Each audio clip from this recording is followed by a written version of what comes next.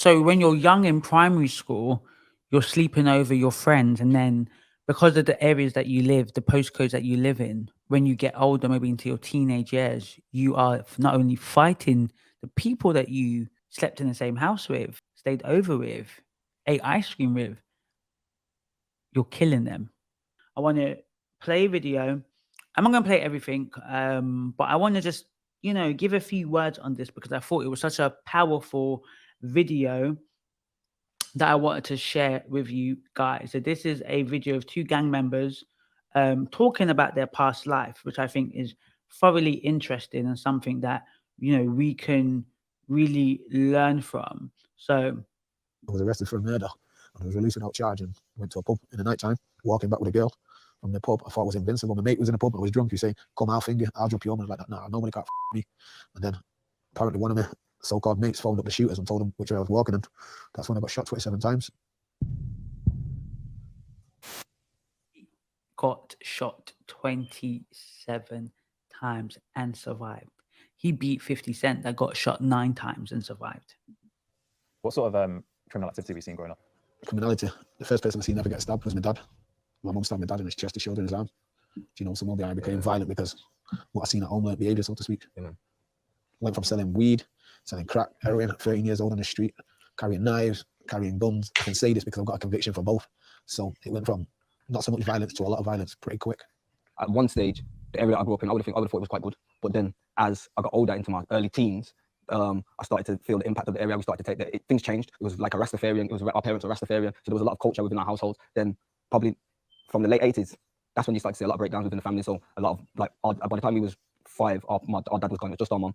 And then things started to change because the culture was changing. It went from righteousness to gangstership. There's more black on black crime now. It wasn't black against whites when I was growing up. Obviously, we had white brethren and mixed race, but it's like black on black. You know what I mean? Whereas we're quick to pick up, we're quick to come together and tell a white guy when he's calling a man a black man this and that, but we're willing to kill each other. Easy as well. Do you know what I mean? And a lot of my beef is with people that I went to school with. Some of them have stayed at their house and they've stayed at my house as a kid. Can you imagine that, right?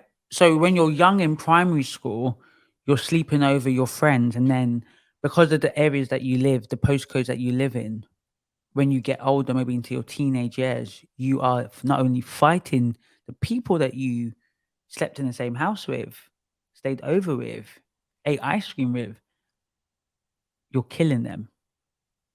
And, they mentioned the brokenness of the society. They mentioned black on black crime. And a lot of people have issues with that terminology, right? But they mentioned that people were more quick to fight each other, someone who looked like you, than fight someone who didn't look like you. And people will say, of course, it's common for people, in poverty, these centralized area where everyone looks like you, to fight your neighbor. Like, I'm going to fight you because you're closely related to me because you live in my area. So of course I will fight you. Proximity, that's true. But I think there is something to be said with the idea, there's a difference between if I insult your sibling, you will go mad at me, right?